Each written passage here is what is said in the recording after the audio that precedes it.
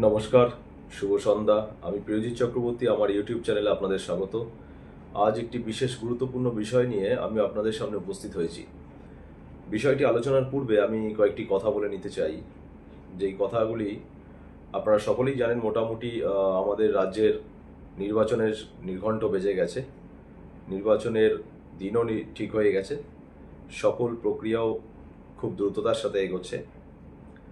তো আমাদের রাজ্যের মুখ্যমন্ত্রী নির্বাচনের আগে, ঠিক আগের মুহূর্তে রাজ্য সরকারি কর্মচারীদের ডিএ ঘোষণা করে দিয়েছেন। যদিও সেই ডিএটা ঘোষণা করে দিয়েছেন তাদের মন পাওয়ার জন্য, এবং তাদের ভোটগুলো এবং তাদের পারিবারিক ভোটগুলো যাতে তার কাছে আবার ফিরে আসে, সেই চিন্তাধারা নিয়েই অত্যন্ত চালাকির সাথে ভোটটা যাতে ঠিকঠাকভাবে তার কাছে গিয়ে পৌঁছয়, সেই কারণে নির্বাচন ঠিক ঘন্টা বাজার আগে তিনি ঘোষণা করে দিয়েছেন যে সমস্ত ডিএ 2009 সাল থেকে যত বাকি ডিএ রয়েছে সমস্ত উনি পেমেন্ট করে দেবেন। তো এখন বিষয়টি হলো, ওনার এই চালাকিটা বোধহয় কেউ বুঝতে পারছে না, উনি মনে করছেন। কিন্তু সকল রাজ্য সরকারি কর্মচারী খুব ভালো মতনই জানেন যে উনি একটি অত্যন্ত ধূর্ত মহিলা, এবং 2 নম্বরই কথা ছাড়া উনি একদম কোনোদিন সঠিক কথা বলেন না।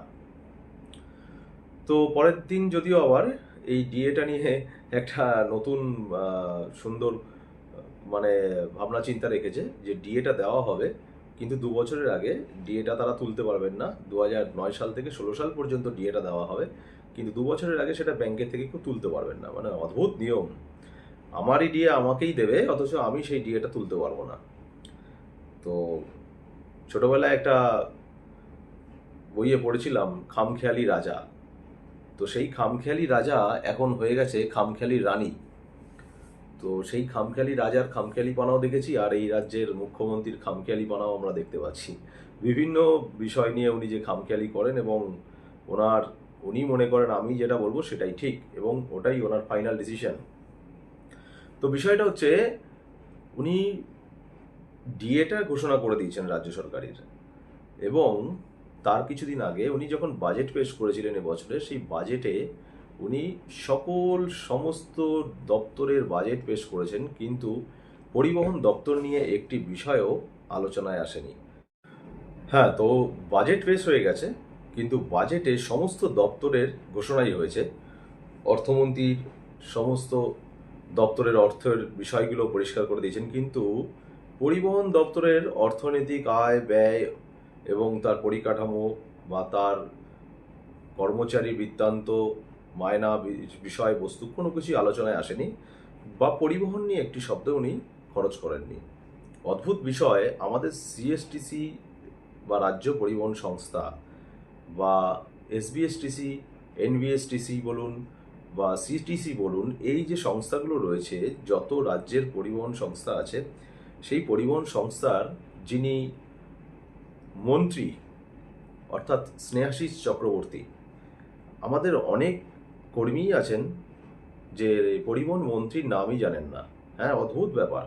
কারণ পরিবহন মন্ত্রীকে কেউ চোখেও দেখেনি, কখনো আমরা টিভিতেও দেখতে পাই না, বা কোনো আলোচনাতেও আসতে দেখি না, কিন্তু পরিবহন মন্ত্রী আছেন একজন। আসলে বিষয়টা হলো, রাজ্যের সমস্ত দপ্তরের অল ইন অল বা সর্বে সর্বাই হচ্ছে মুখ্যমন্ত্রী, ওই একটাই পোস্টার, আর বাকি সব ব্যাকসাইড ল্যাম্প পোস্ট। তো এখন বিষয়টা হচ্ছে, এই মুখ্যমন্ত্রী যেটা ডিসাইড করেন সেটাই উনি ফাইনালি করেন। তো রাজ্যের বাজেট পেশের সময় পরিবহনের বিষয় একটি কথাও উনি বলেননি, এবং পরিবহনের ভবিষ্যৎ ভাবনা চিন্তা সম্পর্কে উনি কোনো কথা বলেননি। হ্যাঁ, আমি আজকে যে বিষয়টি নিয়ে আলোচনায় এসেছি সেটা হচ্ছে পরিবহন সংস্থা, রাজ্যের বিভিন্ন পরিবহনের দপ্তরগুলোকে নিয়ে যে আলোচনায় আসবো সেটা আপনাদের কাছে তুলে ধরতে চাই। এই প্রথম দেয়ালে পিঠ থেকে যাওয়ার পর আমি প্রথম আপনাদের কাছে টোটাল জিনিসটা খুলে ধরছি। সম্ভবত এর আগে কেউ কখনো এইভাবে আপনাদেরকে বলেনি। আপনাদের সকল কিছুই জানার আছে, এবং জানা দরকার যে বর্তমান পরিবহন সংস্থা কোথায় গিয়ে পৌঁছেছে, এবং তার প্রদীপ টিপ টিপ করে জ্বলছে। নিভে যাবে খুব শীঘ্রই, কারণ এই সংস্থাটাকে যেভাবে উনি চালনা করেছেন, তাতে এই সংস্থার আর কিছু বাকি থাকে না। তো এখন আমি আপনাদের কাছে বলি যে এই সংস্থায় যে কর্মী বর্তমানে পরিস্থিতি, যে রাজ্য সরকারি কর্মচারী রয়েছে তার যে পার্মানেন্টের সংখ্যা অতি নগণ্য জায়গায় এসে পৌঁছেছে। অর্থাৎ পার্মানেন্ট নেই বললেই চলে, গোটা কয়েকজন আছে, খুব সম্ভবত তারাও রিটায়ারমেন্টের পর্যায়ে চলে এসেছেন।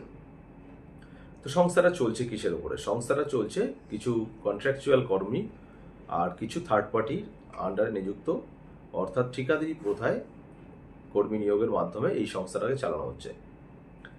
তো রাজ্যে পরিবহন একটি অত্যন্ত গুরুত্বপূর্ণ, যেমন কেন্দ্রীয় সরকারের একটি রেল হচ্ছে প্রচণ্ড গুরুত্বপূর্ণ সংস্থা, পরিবহন মাধ্যম, ঠিক রাজ্যের পরিবহন মাধ্যম হচ্ছে আমাদের বাস, ট্রাম বিভিন্ন। আপনারা খুব ভালো মতনই জানেন রাজ্যের সিটিসির অবস্থা অত্যন্ত খারাপ, কারণ সিটিসির ম্যাক্সিমাম বাসই রাস্তায় নেই। ম্যাক্সিমাম জমিগুলো যেগুলো রাজ্যের সিটিসির দপ্তরে ছিল সেই জমিগুলোকে বেচে পয়সা খেয়ে নিয়েছে, বিভিন্ন কোম্পানির হাতে দিয়ে দিয়েছে। কোথাও কোনো প্রজেক্ট তৈরি হচ্ছে, বিল্ডিং তৈরি হচ্ছে, আবাসন তৈরি হচ্ছে, তো সিটিসিকে শেষ করে দিয়েছে। রাজ্যে একটি ট্রামও বেঁচে নেই রাস্তায়। কলকাতায় যে ট্রামটা ঐতিহ্যবাহী একটা বহন করতো সেটাও শেষ করে দিয়েছে। তো সিএসটিসিটাকেও ঠিক করতে চেয়েছিল, কিন্তু সিএসটিসিটাকে আমাদের একটি সংবিধানের নিয়ম অনুযায়ী কোনোভাবে এটাকে বেহাত করতে পারছে না, জমিটিকে বিক্রি করতে পারছে না, জমিটা বেচে পয়সা খেতে পারছে না, যার কারণে এটাকে কিছু করতে পারছে না। না হলে এটা এতদিনে বিক্রি হয়ে যেত, এটা এতদিনে থার্ড পার্টির আন্ডারে বা অন্য কারোর হাতে চলে যেত। হ্যাঁ, এটা নিয়ে একটু চিন্তা ভাবনা চলছে, এর যে বিপুল পরিমাণ সম্পত্তি রয়েছে সেটাকে যদি পারে, কারণ সেটা করে দেবে আগামী দিনে যদি এই সরকার টিকে থাকে, তাহলে এটা কোনোও বাকি থাকবে না, এই জমিটিকে কোনো লিজে দিয়ে দেবে। অলরেডি কিছু কিছু অংশ দিয়েও দিয়েছে লিজে, গ্যাস কোম্পানি থেকে শুরু করে বিভিন্ন জায়গায় মালিকদের হাতে তুলে দেওয়া হয়েছে। 99 বছরের লিজ, খুব সুন্দর, এবং সেটাও পার্টির খুব ঘনিষ্ঠ লোকেরাই পেয়েছে। তো এইভাবে পরিবহন সংস্থাটাকে একদম নিগড়ে নিয়েছে। এবার বলি পরিবহন সংস্থার বর্তমান পরিস্থিতি। আপনারা যারা রাজ্যে এই সংস্থাটার উপর নির্ভর করে অফিসে যাওয়া আসা বা বিভিন্ন জায়গায় যাওয়া আসা করেন, আপনারা অত্যন্ত সুরক্ষিতভাবেই এই সংস্থার উপর নির্ভরশীল ছিলেন। যারা আমাদের নিত্যযাত্রী আছে, সেটা রাজ্যের এক প্রান্ত থেকে আরেক প্রান্তে হোক, রেগুলার অফিসে যাওয়া হোক, আমাদের কলকাতার বুকে প্রচুর বাস একটা সময় দেখা যেত। এবং কলকাতার মেট্রো সিটির ওপরে একটি সবচেয়ে গুরুত্বপূর্ণ জায়গা হচ্ছে ডালহৌসি, আর সেকেন্ড হচ্ছে আমাদের সল্টলেক সেক্টর 5, যেখানে লক্ষাধিক লোক কাজ করে, প্রচুর প্রচুর লক্ষ লক্ষ লোক কাজ করে এবং বহু দূর দূর প্রান্ত থেকে এসে এখানে কাজে যোগ দেয়। তো সকলেই রাস্তার ওপরে চলাফেরার জন্য সরকারি বাসকে খুব সুন্দরভাবে বেছে নিয়েছিল এবং অতি স্বল্প ভাড়ায় প্রত্যেকের, অনেকেরই সামর্থ্য সেরকম নেই, রুজি রোজগার সেরকম নেই, এই বাসে চড়ে তারা একটা সামান্য স্বল্প ব্যয়ে তারা চলাফেরা করতেন। এখন বিষয়টা হয়ে দাঁড়িয়েছে যে রাজ্যের বাসগুলো গেল কোথায়? তো রাজ্যের বাসগুলো কোথাও যায়নি, সেগুলো তাদের ডিপোতেই পড়ে আছে। আপনারা অবাক হয়ে যাবেন বর্তমান পরিস্থিতির কথা শুনলে। বর্তমানে যে বাসগুলো রাস্তায় চলতো তার 70 থেকে 80% বাস ডিপোর ভেতরে পড়ে আছে। সিটিসির কথাই বলি, সিএসটিসির কথাই বলি, সিএসটিসিতে টোটাল 11টা ডিপো আছে। তো এই 11টা ডিপোর মধ্যে আপনারা যদি কখনো যান বা কোনো মিডিয়া যদি যায়, দেখতে পাবেন কোটি কোটি টাকার বাস সেখানে পচে যাচ্ছে। পরিষ্কার ভালো বাসগুলো শুধুমাত্র সামান্য কিছু টাকার পার্টসের অভাবে বা কিছু মোবিল কেনার অভাবে, হ্যাঁ সত্যি আপনারা শুনলে অবাক হয়ে যাবেন, মোবিল কেনার পয়সা নেই, পোড়া মোবিলে গাড়ি চালানো হচ্ছে। বাসগুলোকে রিপেয়ার করার জন্য যে নিম্নতম পার্টসের প্রয়োজন, ধরুন একটি পার্টস খারাপ হয়ে গেছে, সেটাকে রিপ্লেস করার প্রয়োজন, সেই পার্টস কেনার মতন পয়সা ডিপার্টমেন্টের হাতে নেই। তেল নেই, যেখানে আগে প্রত্যেকটা ডিপুতে যদি মাসে একটা সময় 3টে করেও ট্যাঙ্কার ঢুকতো, তাহলেও বিরাট ব্যাপার ছিল, একটা সময় ঢুকেও ছিল। এখন বর্তমানে এসে দাঁড়িয়ে যে শুনলে অবাক হয়ে যাবেন, 11টা ডিপুর মধ্যে একটি ডিপুতে যদি মাসে একটা ট্যাঙ্কার ঢোকে, অর্থাৎ তেলের ট্যাঙ্কার ঢোকে, তার নিয়ারেস্ট 2-3টে ডিপু থাকলে সেই ডিপুর কাছে এসে তেল নিতে হয়। আগে 11টা ডিপুতেই তেলের ট্যাঙ্কার ঢুকতো, মাসে 3টে 4টে বা 2টো যেরকম হোক ঢুকতো, সাফিসিয়েন্ট। এখন একটা ডিপুতে যদি একটা ট্যাঙ্কার ঢোকে মাসে, সেখান থেকে 2-3টে ডিপু নিয়ারেস্ট 15-20 কিলোমিটারের মধ্যে নিয়ারেস্ট ডিপুগুলো এসে সেখান থেকে তেল সংগ্রহ করে নিয়ে আবার তারা রুটে বেরিয়ে যায়। অবাক হয়ে যাবে শুনলেন যে একটা ডিপু থেকে একটা সময় প্রায় সকাল বিকেল দুটো শিফটে গাড়ি বেরোতো, প্রায় 100টা, 80টা, 70টা বিভিন্ন ডিপু থেকে। এখন সেখানে এসে দাঁড়িয়েছে 10টা, 20টা, 25টা, ম্যাক্সিমাম 30টা, খুব রেয়ার ডিপুতে 30টা। তার মধ্যেও যেগুলো বাইরে যাচ্ছে সার্ভিস দেওয়ার জন্য, পরিষেবার জন্য, সেই বাসগুলোতে দেখা যাচ্ছে 10টা গাড়ি খারাপ হয়ে যাচ্ছে, রাস্তায় পড়ে থাকছে, সেগুলোকে আবার ডিপুতে টেনে আনা হচ্ছে। তো এই পরিস্থিতি কেন? কারণ কি? এই পরিস্থিতির একটাই কারণ হচ্ছে, এই সংস্থাটা চলতো রাজ্যে আর সেন্ট্রালের ভর্তুকিযুক্ত সংস্থা, অর্থাৎ কেন্দ্রীয় সরকার এই সংস্থাকে 75% ভর্তুকি দিত, আর রাজ্য সরকার বাকিটা দিয়ে এই সংস্থাটাকে চালাতো। এই সংস্থা বরাবরই লাভের মুখ দেখেছে, কিন্তু এই সংস্থার বিরুদ্ধে বারবার বলা হচ্ছে যে এটা ভর্তুকিযুক্ত সংস্থা, এর লাভ হয় না, সম্পূর্ণ মিথ্যে কথা বলা হচ্ছে। হ্যাঁ, আমি বলছি সম্পূর্ণ মিথ্যে কথা বলা হয়। এই সরকার এই সংস্থার বিষয়ে কোনো রকম আর্থিক লাভ ক্ষতির বিষয়ে কোনো কিছু সেন্ট্রালকে জানায়নি, যার কারণে সংস্থার যে পরিস্থিতি এই জায়গায় এসে দাঁড়িয়েছে, সেন্ট্রাল গভর্নমেন্টও তার হাত তুলে নিয়েছে প্রায়। তো এখন এই সংস্থাটার যে এই পরিস্থিতিতে এসে দাঁড়িয়েছে, আপনারা যারা নিত্যযাত্রী রাস্তায় চলাফেরা করেন, তারা অতি সহজেই যে গাড়িগুলোতে আপনারা চলাফেরা করতেন, সেই গাড়িগুলো এখন না থাকার কারণে আপনাদেরও বিপদে পড়তে হয়েছে, এবং যে অল্প মায়নায় আপনারা এই সার্ভিসটা পেতেন সামান্য খরচ ব্যয় করে, সেটার পরিবর্তে এখন আপনাদের বিপুল সংখ্যক প্রাইভেট বাসের উপরে নির্ভর করতে হচ্ছে এবং অত্যাধিক ব্যয় খরচে আপনাদের পৌঁছতে হচ্ছে। আপনারা দেখে থাকবেন সেক্টর 5-এ যাওয়ার জন্য একটি খুব গুরুত্বপূর্ণ বাস স্ট্যান্ড, 15 বাস স্ট্যান্ড, যেখান থেকে সরকারি বাস সেক্টর 5-এ সার্ভিস দেওয়া হতো। একটা সময় প্রচুর বাস থাকতো, বিধাননগর স্টেশন থেকে প্রচুর যাত্রী যারা সেখানে নামতেন সেক্টর 5-এ যাওয়ার জন্য প্রত্যেক মুহূর্তে বাসে ঝুলে ঝুলে যেত। অবাক হয়ে যাবেন, বাসগুলো এত পরিমাণে লাভ করতো, এত পরিমাণে সেল আনতো, সেই বাসগুলোকে সার্ভিস দিতে পারছে না। তার একটাই কারণ, তেল নেই, তেল সার্ভিস দিতে পারছে না, মোবিল নেই, মোবিল সার্ভিস দিতে পারছে না, পোড়া মোবিল দিয়ে গাড়ি চালাতে হচ্ছে। যে কটা গাড়ি বেরোচ্ছে সে কটাও আবার একবার এক টিপ দু টিপ করে দাঁড়িয়ে পড়ছে রাস্তায়। ঠিক আপনারা লক্ষ্য করে দেখবেন ডালহৌসির বুকে বা যাদবপুর থেকে শুরু হতে, বালিগঞ্জ থেকে হতে, সাউথ ক্যালকাটা থেকে শুরু করে, নর্থ থেকে শুরু করে, সমস্ত জায়গায় একই পরিস্থিতি, একই চেহারা। এর একমাত্র দায় হচ্ছে এই বর্তমান সরকারের চিন্তা ভাবনার উপরে। এবার বলি, এই সংস্থায় যে বাস পরিষেবা রাস্তায় দেওয়া হয় সেটি কার ওপর নির্ভর করে? সেটা আগাগোড়াই একটি ড্রাইভার এবং একটি কন্ডাক্টর এবং তাদের ব্যাকিংয়ে মেকানিক্যাল সেকশন, এই 3জন ব্যক্তির উপরে নির্ভর করে। আপনারা অবাক হয়ে যাবেন, এই দপ্তরে এই রাজ্য সরকার প্রথম এমন একটি পরিস্থিতি তৈরি করেছে যেখানে একটি গাড়িতে ড্রাইভার এবং কন্ডাক্টর সমন্বয়ে যখন ডিউটি করে, সেই একই ডিউটি করার পর ড্রাইভার আর কন্ডাক্টরদের মায়না নিয়ে সরকারের দ্বিচারিতা।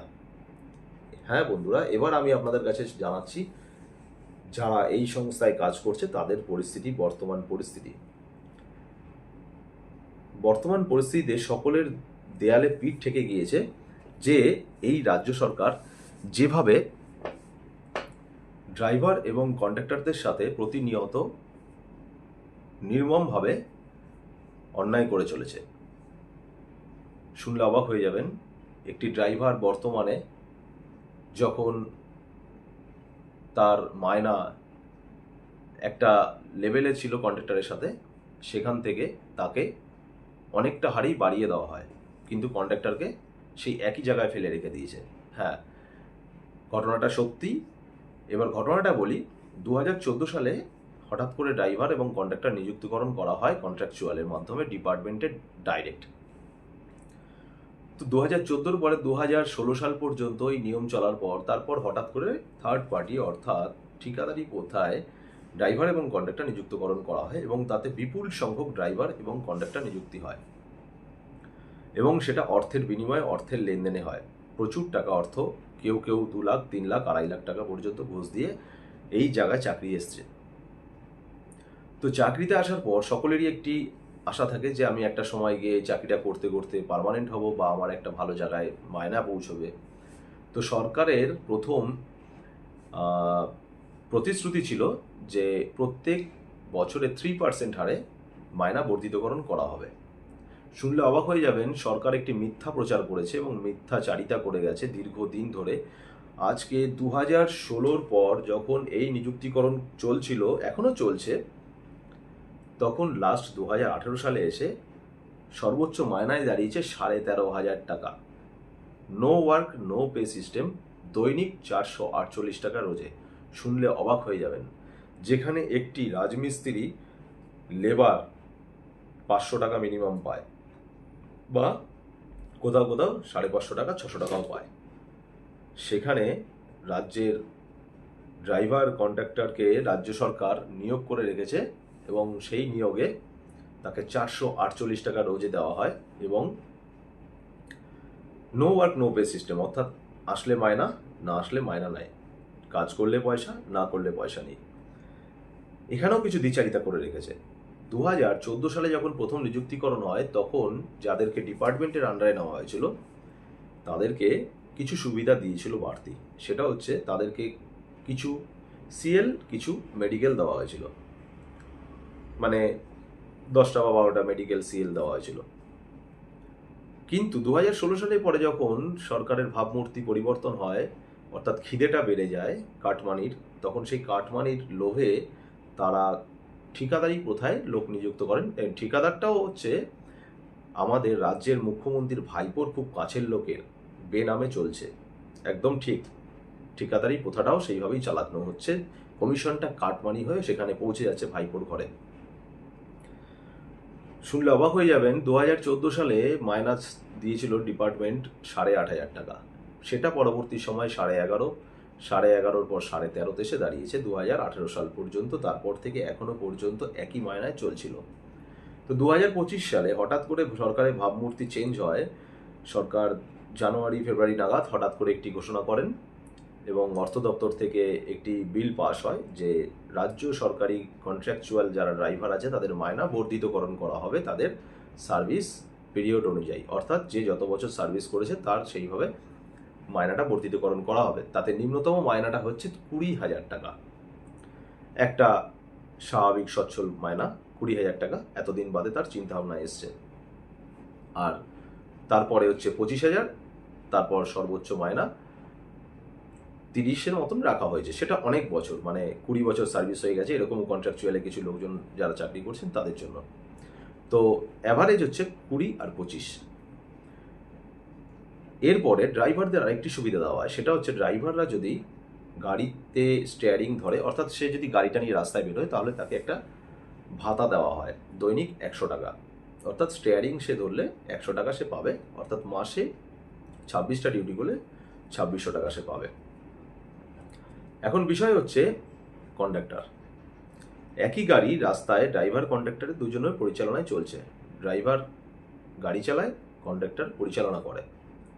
দুজনের সমন্বয়ে গাড়িটা রাস্তায় বেরোবে এবং পাবলিককে সার্ভিস দেওয়া হয় এবং পাবলিক সেটাতে সুন্দরভাবে চলাফেরা করেন। সেখানে সরকার দ্বিচারিতার মাধ্যমে ড্রাইভারের মায়নাটা বাড়িয়েছে, কন্ডাক্টরের মায়নাটা একই জায়গায় রেখে দিয়েছে 13,500। এটাও একটা বিরাট কূটনীতিক বুদ্ধি। তার কারণটা আমি বলি, মাঝখানে এই ড্রাইভার কন্ডাক্টররা মিলে একটা সমন্বয় তৈরি করে একটা আন্দোলনে যাওয়ার চিন্তাভাবনা করেছিল। তো ডিপার্টমেন্টের কানে যখনই খবরটা পৌঁছলো, তখন ডিপার্টমেন্ট চিন্তা ভাবনা করে হঠাৎ করে ড্রাইভারদের মায়নাটাকে বাড়িয়ে দেওয়া হলো। স্বভাবতই ড্রাইভাররা যদি মায়নাটা বেড়ে যায়, তাহলে ড্রাইভাররা কিন্তু সেই আন্দোলনে আর যুক্ত হবে না, কারণ ড্রাইভাররা জানে 20,000 টাকা এবং তার সাথে স্টিয়ারিং পাচ্ছি আমি 2600 টাকা এবং তার সাথে আমি ওভারটাইমও পাচ্ছি কম বেশি 1,000 1,200 টাকা। তো সর্বোচ্চ তার মায়না গিয়ে একটা টাইমে দাঁড়াচ্ছে এবং ইনসেন্টিভ, রাস্তায় বেরোলে গাড়িগুলো যে সেল আনে তার উপরে একটা সেল বাঁধা থাকে, সেই সেলটার উপরে একটা ইনসেন্টিভ দেওয়া হয়। তো একটা ড্রাইভার কম বেশি প্রায় 25,000-এর কাছাকাছি নিয়ে যাচ্ছে, আর যে 25,000 পাচ্ছিল সে প্রায় 28-29,000 টাকার কাছাকাছি নিয়ে যাচ্ছে। তো তো ড্রাইভার দেখলো যে তার মায়নাটা বেড়ে গেছে, তাই ড্রাইভাররা আর এই ব্যাপারে এগোবে না, অর্থাৎ একটা ডিভাইডেশন তৈরি করে দেওয়া হলো একই সংস্থায় দুটো কর্মীর মধ্যে। কি সুন্দর কূটনৈতিক বুদ্ধি ভাবুন। মুখ্যমন্ত্রী কিন্তু এমনি মুখ্যমন্ত্রী হয়নি, ওই কালীঘাটের পোড়াগলি থেকে উঠে এসছে। ওখান থেকে উঠে এসে বুদ্ধদেব ভট্টাচার্যকে ল্যাং মেরে দিয়ে 34 বছর রাজত্বকে ফেলে দিয়ে হঠাৎ করে উঠে আসেনি। অনেক চিন্তা ভাবনা করে, অনেক ঘষে ঘষে, ভালো করে মাজা ঘষা করে তারপরে এসছে মুখ্যমন্ত্রী হয়েছে। তো এই চালাকিগুলো ওনার মাথায় খুব সুন্দরভাবে আছে। এখন বিষয় হচ্ছে কন্ডাক্টর। আজকে 448 টাকায় যে কন্ডাক্টরটা রোজে মায়না পাচ্ছে, ভাবুন তো আপনারা।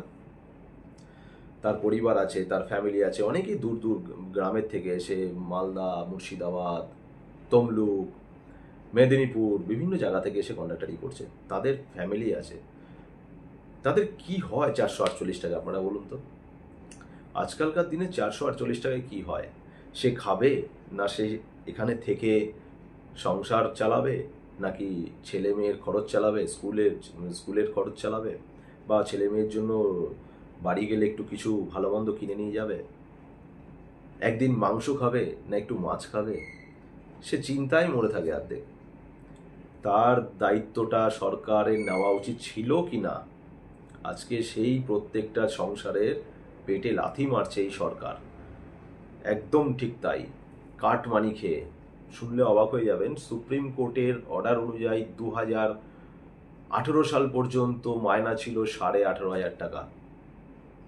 এখন বাড়তে বাড়তে সেই মায়নাটা হচ্ছে 26,500 টাকা সুপ্রিম কোর্ট অর্ডার অনুযায়ী, অর্থাৎ সম কাজে সম বেতন। অন্যান্য স্টেটগুলোতে সেই মায়নাই দেওয়া হচ্ছে এবং সুন্দরভাবে পরিকল্পনা মাফিক সেই রাজ্যগুলোতে এইভাবেই সরকারি পরিষেবা পাচ্ছে। অর্থাৎ আমাদের রাজ্যেই যত সমস্যা হচ্ছে, বিভিন্ন রাজ্যগুলোতে সুন্দরভাবে চলছে, সেন্ট্রাল গভর্নমেন্ট ভর্তুকি দিতে পারছে না বলে রাজ্য সরকার চালাতে পারছে না। বাকি সব জায়গায় চলে, ওনার রাজ্যে চলে না। ওনার রাজ্য করে ডুবে গেছে, ওনার রাজ্য সব টাকা পয়সা সেন্ট্রাল আটকে দিচ্ছে, তাই উনি কোনো কিছু ভালোভাবে চালাতে পারছেন না। তা সেটাও তো উনি পরিষ্কার করে বলছেন না। রাজ্যের পরিবহন দপ্তর নিয়ে কোনো আয় ব্যয়ের হিসেব উনি দেন না। উনি ওনার মতন করে চালাবেন, উনি ওনার মতন করে কাটমানি খাবেন, কিন্তু হিসেব কাউকে উনি দেবেন না। দারুণ ব্যাপার, ভাইপো আর পিসি বা মা মিলে দারুণভাবে লুটছে। তো এখন বিষয়টা হয়ে গেছে এই কন্ডাক্টরদের, যে 448 টাকায় তাদেরকে পেটে লাথি মেরে তাদেরকে আজকে এই জায়গায় ফেলে রেখেছে, তাদের ভবিষ্যৎ অন্ধকার করে রেখে দিয়েছে। আপনারা শুনলে অবাক হয়ে যাবেন, সেই সব কন্ডাক্টরগুলোর বর্তমান মায়না হচ্ছে 26,500 টাকা। তাহলে 50% মায়না পার ক্যান্ডিডেট যদি খায়, কম করে 4,000-এর কাছাকাছি ক্যান্ডিডেট রয়েছে টোটাল সংস্থার ভিতরে। ভাবুন মান্থলি কত কোটি টাকা সে খাচ্ছে কাটমানি। এরপর তো no work no pay system. তো এই হচ্ছে বর্তমান রাজ্যের পরিস্থিতি। এবারে আসি কন্ডাক্টর ড্রাইভারদের কথা তো বললাম, এবারে আসি তাদের ব্যাকহ্যান্ডে মেকানিক্যাল সেকশনের কথা। অত্যন্ত খারাপ অবস্থা সেখানেও। আপনারা শুনলে অবাক হয়ে যাবেন, সেখানে যে মেকানিকরা কাজ করে তারা সবাই কন্ট্রাকচুয়াল এবং খুব দরিদ্র ফ্যামিলি থেকে তারা এসছে, বিভিন্ন জায়গার থেকে, মানে গ্রাম থেকে এসে এখানে থেকে ডিপুর ভেতরে থেকে 3-4 জন মিলে থেকে রান্না বান্না করে খায়। আপনারা অবাক হয়ে যাবেন শুনলে তাদের মায়না, ঠিক বলছি, তাদের মায়না 6,000, 5,500, এর বেশি নয়। সেই মায়নাটাও থার্ড পার্টির আন্ডারে হয়ে আসে, অর্থাৎ থার্ড পার্টির আন্ডারে নিযুক্ত হয়েছে। তাদের ভবিষ্যৎ কি? তাদের ফ্যামিলির কি ভবিষ্যৎ? কি করবে এই রাজ্যে? কোথায় খাবে? কার কাছে হাত পাতবে? কোথায় কাজ করবে? 6,000 টাকা যাকে মায়না দেয় তাকেও 2 মাস পর মায়না দেয়, 1.5 মাসের মায়না দেয়, 1 মাসের মায়না দেয়, 1.5 মাস পর 1 মাসের মায়না দেয়, 2 মাস পর 1 মাসের মায়না দেয়, মায়না আটকে রাখে। সেই ছেলেটি যে কাজগুলো তাকে দেওয়া হয় প্রত্যেক দিন, অর্থাৎ যে গাড়িগুলোকে রাস্তায় খারাপ হচ্ছে সেই গাড়িগুলোতে যখন ডিপুতে ঢোকে তাদের হাতে তুলে দেওয়া হয় এবং তাদেরকে বলা হয় এই গাড়িগুলোকে তোমরা চেক আপ করো, কোথায় কি প্রবলেম আছে।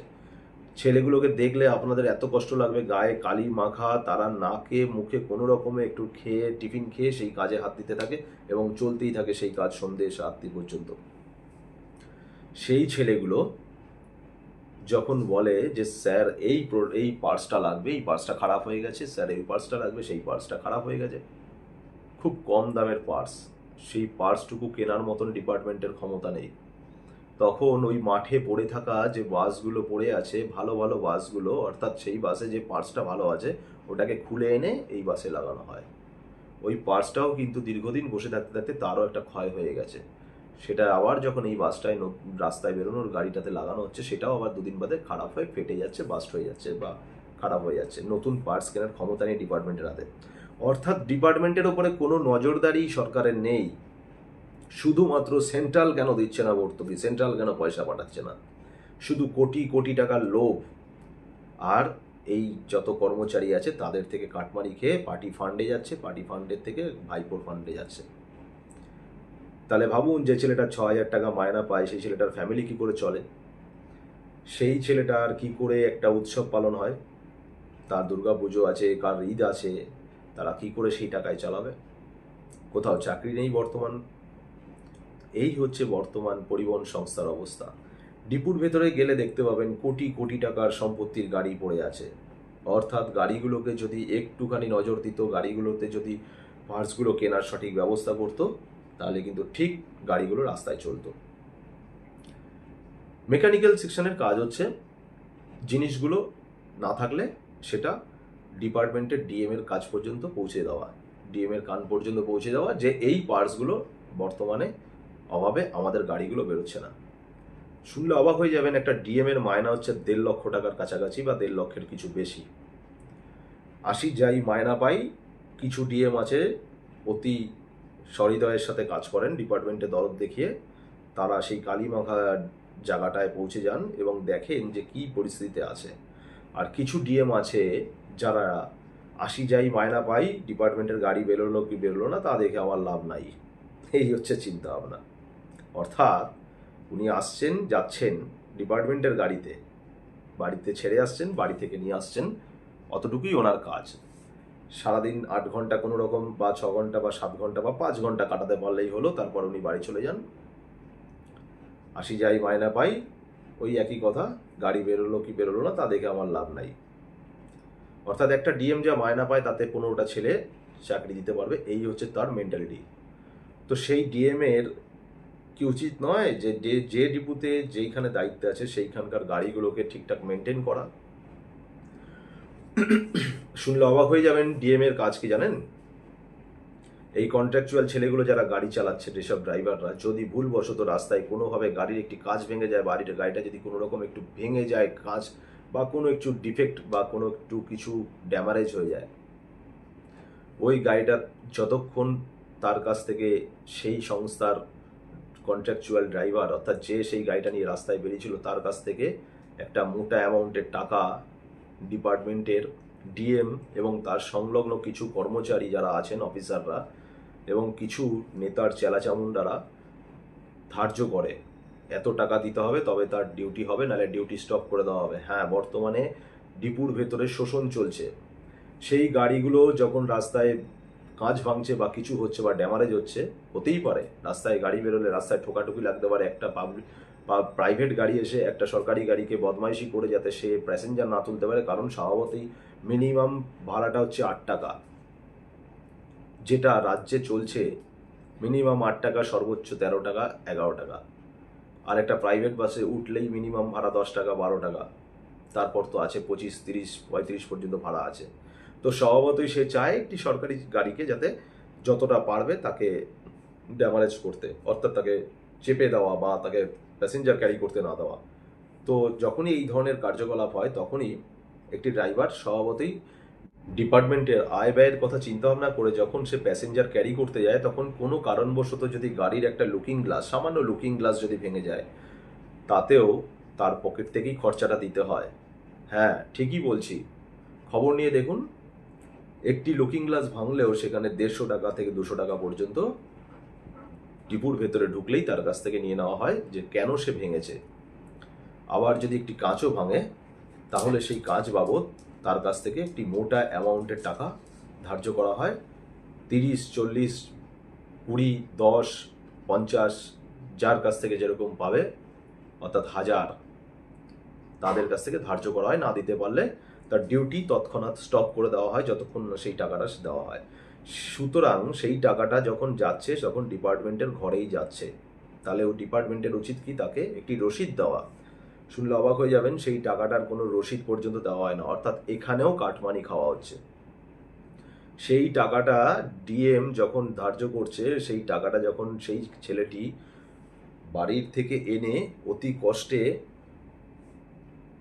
চাকরিটাকে বজায় রাখার জন্য যখন সেই টাকাটা দিচ্ছে, তখন সেই টাকাটা ডিপার্টমেন্টের বিনা রসিদে তাকে দিতে হচ্ছে এবং সেই টাকার কোনো হদিশ নেই।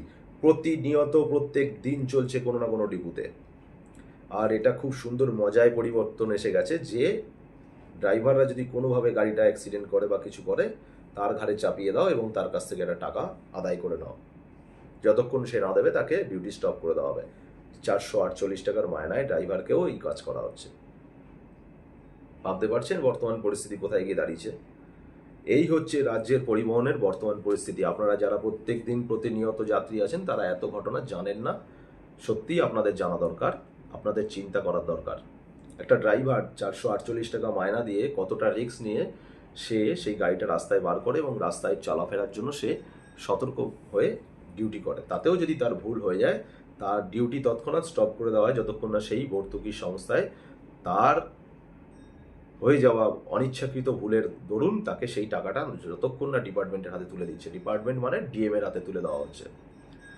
এই ডিএম টাকাটা নিয়ে কি করছে, এটার কিন্তু কোনো কৈফিয়ত কেউ নেয় না এবং কারোর ক্ষমতা নেই নেওয়ার। যদি নেয় তাহলে তাকে তৎক্ষণাৎ ট্রান্সফার বা তাকে কাজে বসিয়ে দেওয়া হবে, এক জায়গা থেকে আরেক জায়গায় ট্রান্সফার করে দেওয়া হবে। এই হচ্ছে বর্তমান সিএসটিসি বা সিটিসি বা এসবিএসটিসি, এনবিএসটিসি, যেখানেই বলুন না কেন, সব সংস্থা এইভাবে চলছে। এইবার বলি, এই সংস্থায় ড্রাইভার, কন্ডাক্টর, মেকানিক্যাল, তাদের যে লাইফস্টাইল চলছে, তারা এমন পর্যায়ে চলে গেছে যে তাদের দেয়ালে পিঠ ঠেকে গেছে, তারা একটি আন্দোলনেও নামতে পারছেন না। অর্থাৎ তারা যদি আন্দোলনে নামে, তাদেরকে কোনো না কোনোভাবে পানিশমেন্টে দিয়ে দেওয়া হবে। পানিশমেন্ট মানে চাকরি পর্যন্ত চলে যেতে পারে। এই সূত্রে বলে রাখি, এরকমই একটি ঘটনা আপনারা শুনলে অবাক হয়ে যাবেন। গেল বছরে ফ্র্যাঞ্চাইজি অর্থাৎ থার্ড পার্টির আন্ডারে বাবার চাকরি পাওয়া একটি মেয়ে, অর্থাৎ তার বাবা চাকরি করতেন, চাকরিরত অবস্থায় মারা যান, ডেথ কেস চাকরি, যেটাকে বলে কম্পেনশনার গ্রাউন্ড। তো সেই গ্রাউন্ডে চাকরি পাওয়া একটি মেয়ে দীর্ঘদিন ধরে চাকরি করছিল। চাকরি করতে করতে সে একটি সংগঠনের সাথে যুক্তি হয়। সংগঠন মানে কর্মী সংগঠনের সাথে যুক্ত হয়। যে রাজ্যের যে বর্তমান পরিস্থিতি, এই রাজ্য সরকারের দপ্তরের পরিবহনের যে বর্তমান পরিস্থিতি, তার বিরুদ্ধে একটা সংগঠন গড়ে তোলা কর্মীদেরকে নিয়ে বেশ ভালোভাবেই চলছিল সেই সংগঠনটাকে। বেশি দিন চালাতে পারেনি, হঠাৎ করে তাকে দমিয়ে দেওয়া হয়েছে। গল্পটা হচ্ছে, শুনলে অবাক হয়ে যাবেন, একটি 28 বছরের ছেলে হাওড়া ডিপুতে চাকরি করত। ছেলেটি খেলাধুলায় অত্যন্ত পারদর্শী ছিল, ফুটবল খেলোয়াড় ছিল, ভালো চেহারা, সুন্দর তার হাইট। তো এরকম একটি ছেলে খেলোয়াড়, সে সিএসটিসির কন্ডাক্টর হাওড়া ডিপুর। 27 থেকে 28 বছর বয়স ম্যাক্সিমাম।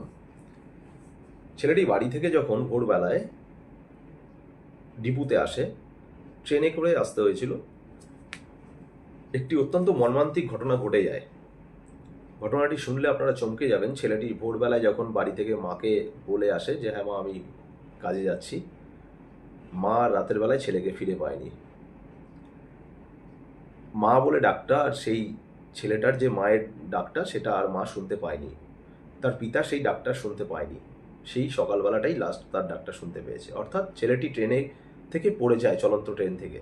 কারণ ভোরবেলায় তাকে ট্রেনে করে যখন আসতে হয়েছিল, অতি দ্রুততার সাথে তাকে জয়েন্ট করতে হবে, নির্দিষ্ট টাইমের মধ্যে ফিরতে হবে অফিসে।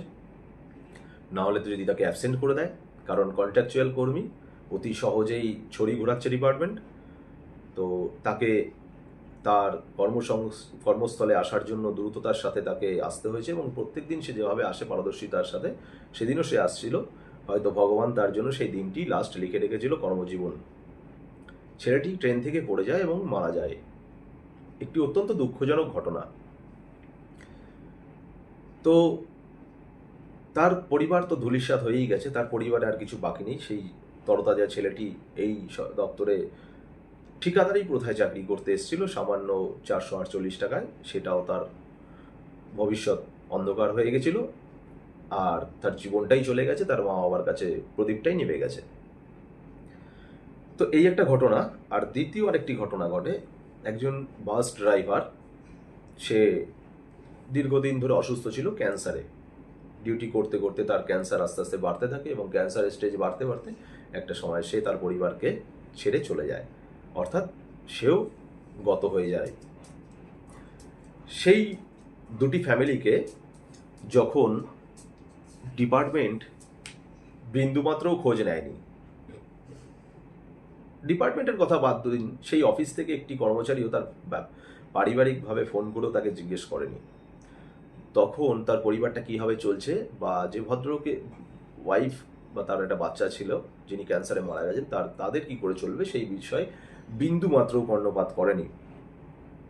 আর যে অল্প বয়সী ছেলেটা মারা যায় তার পরিবারের বিষয়েও বিন্দুমাত্র কর্ণপাত করেনি ডিপার্টমেন্ট। তো তখন সেই মুহূর্তে এই যে মেয়েটির কথা বলছি, এই মেয়েটি যে বাবার চাকরি পাওয়া চাকরিটা করছিলেন, সে একটি সংগঠন তৈরি করেন এবং যত ড্রাইভার কন্ট্রাক্টর আছে তাদের সকলকে হোয়াটসঅ্যাপ গ্রুপের সাথে যুক্ত করে তাদের কাছে এই বার্তাটা পৌঁছে যায় যে তা আমাদের তরফ থেকে যে যেরকমভাবে পারবে একটি ফান্ড তৈরি করে এই দুটো ফ্যামিলিকে কিছুটা হেল্প করা সাময়িকভাবে, সারা জীবনের জন্য তো কেউ পারবে না, সাময়িকভাবে তার পরিবারটা যাতে একটুখানি বেঁচে থাকার মতন কিছুটা স্থিরতা পায় সেটুকুনি তাকে হেল্প করার চেষ্টা করেছিলেন। সফলও হয়েছিলেন, বেশ অনেকগুলো টাকাই জোগাড় করতে পেরেছিলেন। তো টাকাগুলো জোগাড় করে যখন সেই দুটো ফ্যামিলির লোককে ডাকা হয়েছিল ডিপুর ভেতরে, আমি এই বিষয়ে মেয়েটির নাম আনতে চাই না, কারণ এটা সোশ্যাল মিডিয়াতে কখনোই এই মেয়েটির নাম আমি প্রচারে আনবো না, কারণ সেই মেয়েটি আজকে চাকরিতে নেই, তার চাকরিটা ওই বদমাইশ চিন্তাভাবনা জড়িত সরকার খেয়ে নিয়েছে। তো স্বভাবতই তার নামটা আমি উজ্জ্বল রাখছি। তো সেই মেয়েটি অত্যন্ত দক্ষতার সাথে সবাইকে এক জায়গায় করে টাকা সংগ্রহ করে সেই টাকাগুলো দুটো ফ্যামিলির হাতে তুলে দেওয়া হয় এবং সেটা ডিপুর ভেতরে তাদেরকে ডেকে দেওয়া হয়েছিল। তো প্রত্যেক ডিপুতেই কিছু দালাল আছে এই সরকারের হয়ে কাজ করে, কিছু দালাল মানে, এবং কি বলবো, মানে কাটমানি খাওয়া দালাল এবং বিভিন্ন চুরি ছাজেরামো করে পয়সা আত্মসাৎ করার দালাল।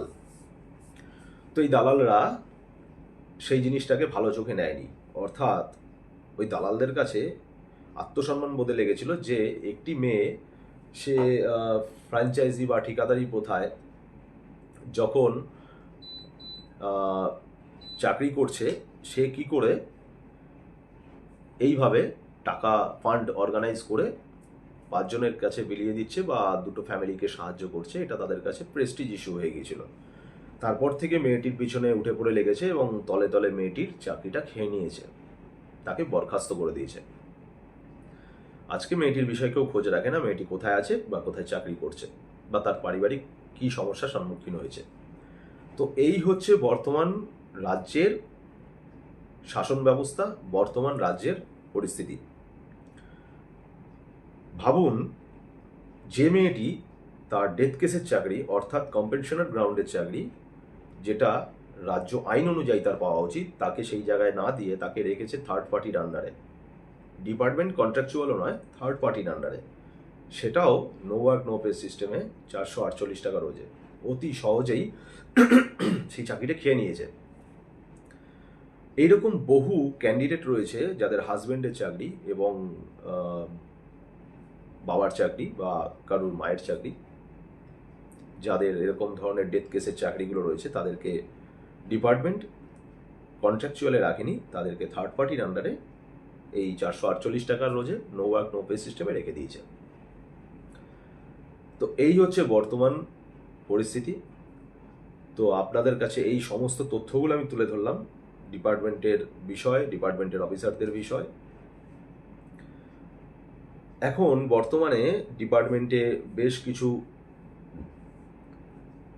পার্মানেন্ট স্টাফ রয়েছে অতি সামান্য। তো তাদের মধ্যে কিছু ব্যক্তি আছে যারা নিজেদেরকে এই রাজ্য সরকারের নেতা বলে মনে করে, যদিও আমি তাদেরকে নেতা বলে ভাবি না, তাদেরকে চোর জোচ্চোট বলেই ভাবি। তো সেই সব নেতারা নিজেদেরকে এই যত কন্ট্রাকচুয়াল ছেলেপেলে আছে তাদেরকে মাথায় হাত রেখে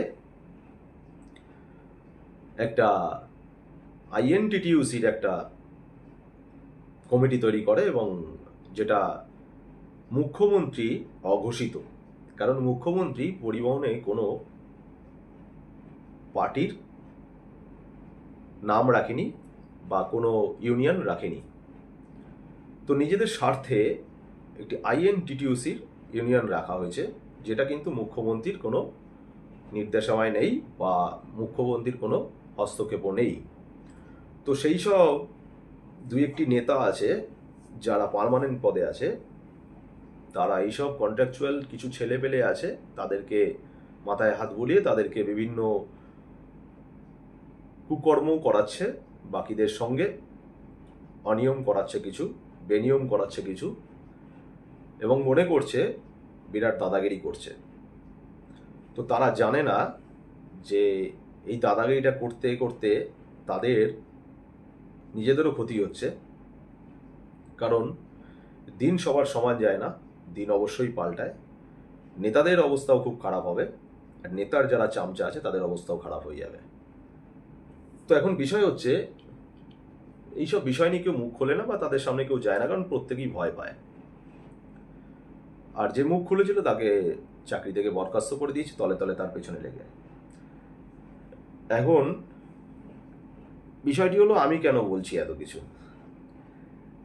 আসলে আমি বলছি, আমি এই দিনটার জন্য অপেক্ষা করছিলাম, যে শুনিয়েছিলাম যে 2021 সালের ভোটের আগে যারা কন্ট্রাকচুয়ালে চাকরি করে তাদের একটা কোনো গতি হবে।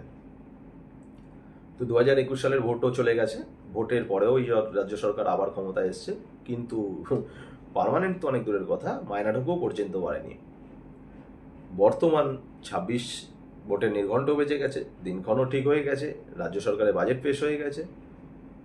অবাক হতে লাগে যখন রাস্তায় দাঁড়িয়ে থাকা একটা সিভিক পুলিশের মায়না 1000 টাকা বাড়িয়ে দেওয়া হয়, আশাকর্মীর মায়নাও ভাতা হিসাবে বাড়িয়ে দেওয়া হয় 500 বা 1000 টাকা, ইমাম ভাতা বাড়ানো হয়, আবার পুরোহিত ভাতাও বাড়ানো হয়। তো বাড়ে না শুধু রাজ্য পরিবহন দপ্তরের কর্মীদের, কন্ট্রাকচুয়াল বা ঠিকাদারি প্রথায় যারা কাজ করছে সকলের সমস্ত রকম ভাতা থেকে শুরু করে সমস্ত রকম মায়নার বর্ধিতকরণ করা হয়েছে, কিন্তু এই ডিপার্টমেন্টের বিন্দুমাত্র কিছু উন্নতি করা হয়নি তার কর্মচারীদের উপরে। তো বিষয়টা এই জন্যই অপেক্ষা করছিলাম যে এই দিনটার জন্য, যে দেয়ালে পিঠ যখন ঠেকে দেয় তখন হাতে অস্ত্র তুলে নিতে হয়। তো হাতে তো কাউকে অস্ত্র তুলতেই হবে। এখন বিষয়টি হলো, আমি তো সেই মেয়েটি নই যে তাকে বরখাস্ত করে দিল, সে চুপচাপ মেনে নিল। আমি একটু অন্য ধরনের, আমি কাউকে ভয় করে চলি না, সেটা সকলেই জানে এবং সকলে জানেও আমাকে, চেনেও আমাকে। তো সেই ভয়টা আমি করি না, কারণ আমি জানি আমি কি করতে পারি। তো আমি সকলের চোখ খুলে দেওয়ার জন্য আজকে এই ভিডিওটা করেছি এবং সকলের মাধ্যমে এটা পৌঁছে দিতে চাইছি। মায়না বাড়লো কি বাড়লো না, পার্মানেন্ট করলো কি করলো না, তাতে কিছু যায় আসে না, কিন্তু জেনারেশনের যে ক্ষতি এই রাজ্যে হয়ে যাচ্ছে এবং আগামী প্রজন্মের যে ক্ষতিটা হয়ে যাচ্ছে, সেটা যাতে মানুষের চোখ খুলে যায়, এই ভিডিওটা সেই কারণেই করা যে আগামী ভবিষ্যৎ যাতে অন্ধকার থেকে আলোর দিকে আসতে পারে, আগামী ভবিষ্যৎ যাতে একটি উন্মুক্ত হাওয়ায় সকলে শ্বাস নিতে পারে, সেই জন্য একটি পরিবহন, একটি সংস্থার খালি উদাহরণ তুলে ধরলাম।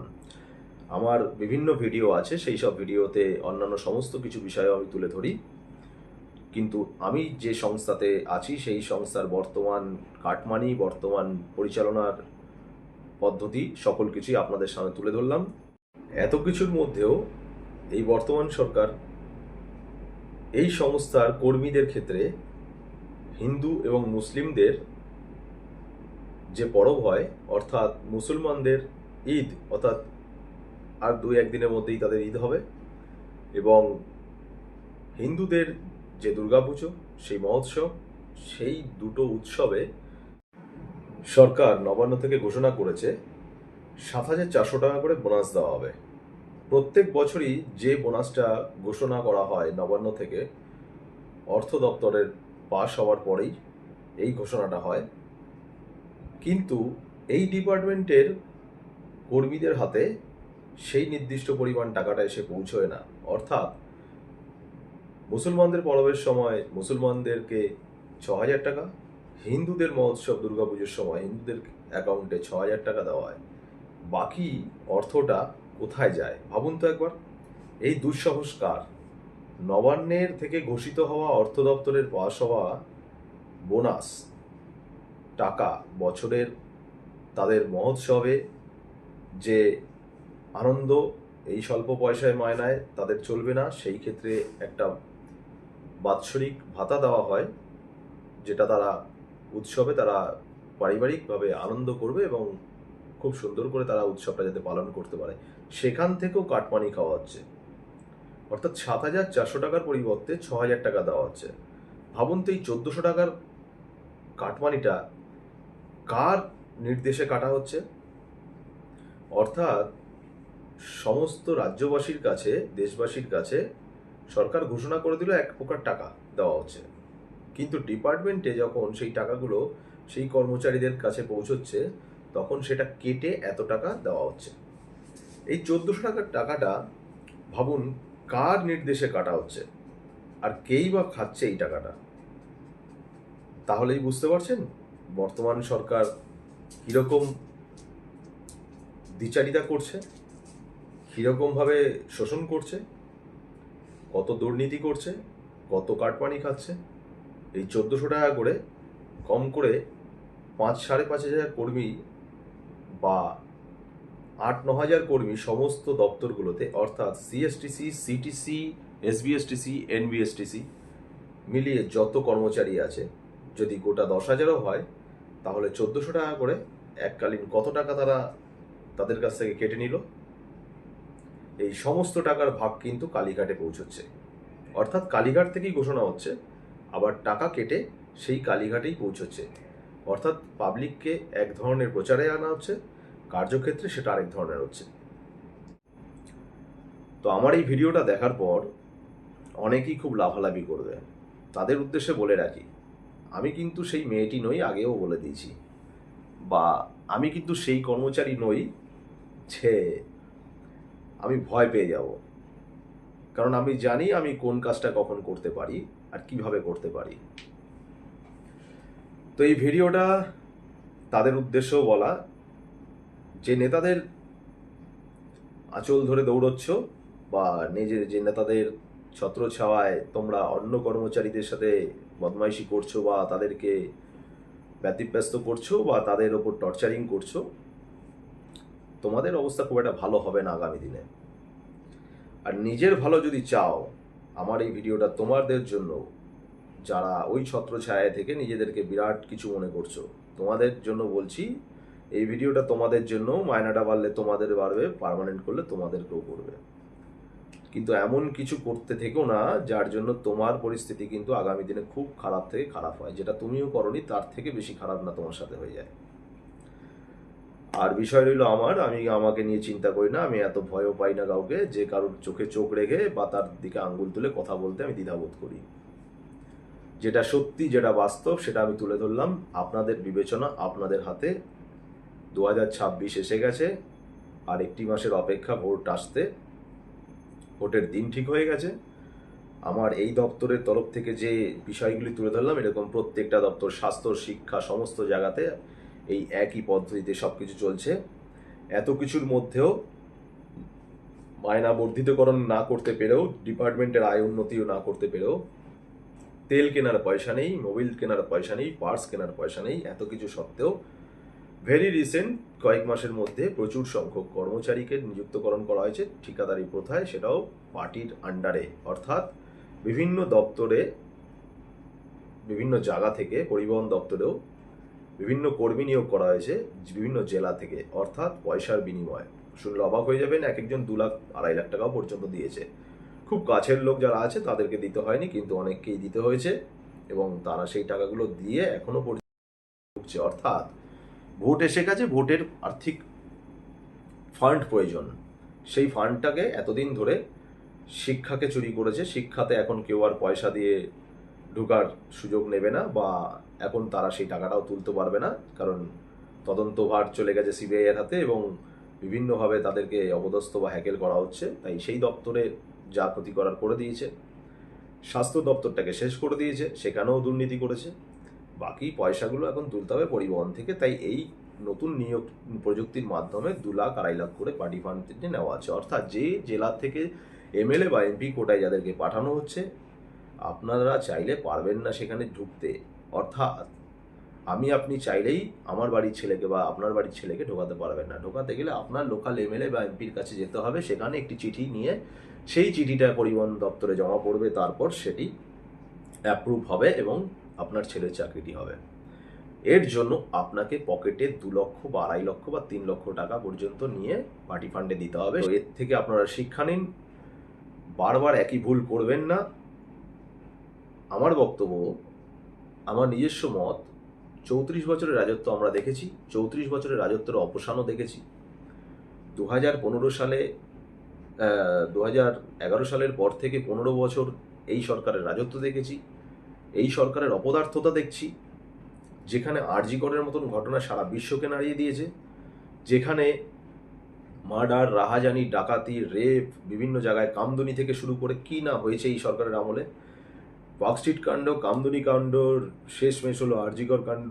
এত বড় বড় কয়েকটা ঘটনা ঘটে যাওয়ার পরেও যদি রাজ্যবাসী শিক্ষা না নেন, যদি শুধুমাত্র তৃণমূল কিছু লোক করেন, তাদের চিন্তাভাবনা যদি এই থাকে যে আমি হিন্দু বা আমি মুসলিম বা আমি এই সরকার থেকে এই ভাতাগুলো পাই, এতেই আমার চলে যায়, তাহলে আপনাদের এই ধারণাটা অত্যন্ত ভুল। আগামী দিনে এই পশ্চিমবঙ্গ চরম ক্ষতির জায়গায় পৌঁছে যাচ্ছে। সমস্ত জেনারেশন শেষ হয়ে যাচ্ছে, স্কুলগুলো বন্ধ হয়ে গেছে একেবারে। সরকারি স্কুলগুলোতে কিছুই নেই, খালি প্রাসাদটাই পড়ে আছে। আগামী দিনে সেসব স্কুলগুলোও বিক্রি হয়ে যাবে, জমিগুলো বিক্রি হয়ে যাবে। প্রাইভেট স্কুল খুলে গেছে, প্রাইভেট হসপিটালগুলো খুলে গেছে, সরকারি হসপিটাল বন্ধ হয়ে গেছে। এত কিছুর পরেও যদি আপনারা এতটুকু চিন্তাভাবনা না রাখেন যে সঠিক নির্বাচনটা কাকে করবেন। 34 বছরের রাজত্ব যেমন চলে গেছে, একেও ভাবুন একবার সরিয়ে দিয়ে নতুন আরেকজনকে আনা হোক। কি আছে, সেন্ট্রাল আর রাজ্য একই রাজ্যের একইভাবে একই সরকারের হাতে থাকুক না। আদার্স স্টেটগুলো তো সেন্ট্রাল রাজ্য চলছে, তাহলে সেখানে কি এই পরিস্থিতি আছে? এই রাজ্যটাও একবার চলে যাক তাদের হাতে, দেখা যাক কত খারাপ হতে পারে। আসুক একবার বিজেপি সরকার, আমরা সকলেই তাদেরকে একবার সুযোগ দিই। যেমন সিপিএম এত বছর ছিল, তাকেও সুযোগ দিয়েছিলাম। তারপর থেকে মানুষ ব্যতিব্যস্ত হওয়ার পরে এই সরকারকে নিয়ে এসছে। এই সরকার হাওয়াই চটি পড়ে এসে হাওয়াই চটির তলায় এখন হীরের পাত লাগানো থাকে, সোনার প্লেট লাগানো থাকে, সেটা কেউ জানতো না, এখন বুঝতে পারছে। তাই এই সরকার যাক, আগামী সরকারকে আনুন। কত খারাপ হতে পারে এটুকুনি ধরেই আনুন। যতটুকু বেঁচে আছে ধরুন অতটুকুই খারাপ আরও হয়ে যাবে। কিন্তু এই সরকার যদি থাকে তাহলে কিন্তু যা বেঁচে ছিল সেটুকুনি তো যাবেই। আর যাতে কোনোদিন কেউ মাথা তুলে না দাঁড়াতে পারে, যে করের বোঝা মানুষের জন্মানোর সাথে সাথে লেগে গেছে, সেই বোঝাটা যাতে আরও বাড়তে না থাকে, যাতে আরও ধ্বংসের দিকে না যায়। তাই এই সরকারকে কোনোভাবেই আগামী দিনের জন্য জায়গা এক চুল ছাড়া যাবে না। তাই আমার সকলের কাছে বিনীত নিবেদন, আপনারা প্রত্যেকে একটা সঠিক নির্বাচন ভাবুন, সঠিক বুদ্ধি দিয়ে এই সরকারকে না এনে কেন্দ্রের সরকারকে একটা সুযোগ দেওয়া হোক। প্রত্যেকেই নতুন সরকার হয়ে যখন আসবে কিছু না কিছুই কাজ করবে। তাই আমার এই ভিডিওটা যদি ভালো লেগে থাকে বন্ধুরা, আপনারা এই ভিডিওটা সকলের মাধ্যমে পৌঁছে দিন। সকলকে এই ভিডিওর মাধ্যমে বর্তমান রাজ্যের পরিবহন সংস্থার সম্পর্কে জানতে দিন। আশা করি আমার ভিডিওটি ভালো লাগবে। যদি ভালো লাগে কমেন্ট করবেন, একটা লাইক আর একটা সাবস্ক্রাইব করে দেবেন, কারণ আপনার একটা লাইক এবং একটা শেয়ার আর একটা সাবস্ক্রাইবের মাধ্যমে আমার আগামী ভিডিওগুলোকে উৎসাহিত করবে নতুন করে কিছু আপনাদের সামনে উপস্থিত করার। তো সকলে ভালো থাকবেন, সুস্থ থাকবেন। শুভ সন্ধ্যা আরেকবার। ধন্যবাদ।